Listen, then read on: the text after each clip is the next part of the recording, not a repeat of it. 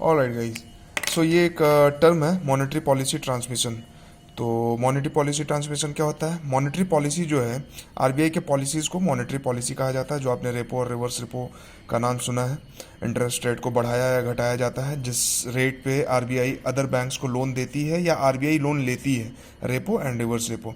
ठीक है, तो मान लीजिए कि मार्केट में पैसे की बहुत कमी है। अगर मार्केट में पैसे की बहुत कमी है तो आरबीआई चाहेगा कि मार्केट में पैसा आए, लोगों के हाथ में पैसा आए, बिजनेस को पैसा मिले, ताकि इकोनॉमी जो है वो बूस्ट हो सके। इकोनॉमिक एक्टिविटी बढ़ेगा तभी तो सरकार को भी टैक्स आएगा, कंजम्पशन बढ़ेगा, वगैरह वगैरह सब कुछ, और इकोनॉमी जो है पटरी पे आएगी। तो जब भी इकोनॉमी में लिक्विडिटी कम होता है, यानी मार्केट में पैसा कम होता है, तो मार्केट में पैसा पंप करने के लिए आरबीआई अपना रेपो रेट कम करती है। जो आप कंटिन्यूसली अगर न्यूज़पेपर फॉलो कर रहे होंगे तो पिछले 1-1.5 साल से ये चल रहा है कि रेपो रेट को कम किया जा रहा है ताकि मार्केट में ज़्यादा से ज़्यादा पैसा पंप किया जा सके। लेकिन आरबीआई डायरेक्ट तो लोन देती नहीं है, शक्तिकांत दास तो डायरेक्ट पैसा बांटते नहीं है। आरबीआई जो है वो बैंक्स को लोन देती है, बैंक्स के रेट्स को एक तरह से आप कहिए कि डिटरमाइन करती है।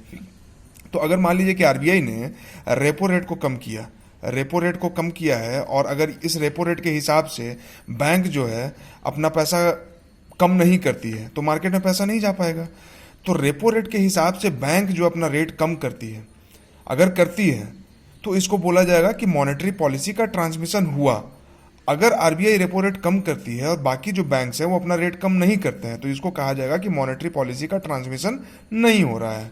ठीक है, तो यही इस टर्म का मतलब था। और इससे क्या होता है, वही क्रेडिट फ्लो बढ़ जाएगा, मार्केट में लिक्विडिटी बढ़ जाएगा, pump more liquidity in the market, और फिर इकोनॉमी को बूस्ट मिलेगा।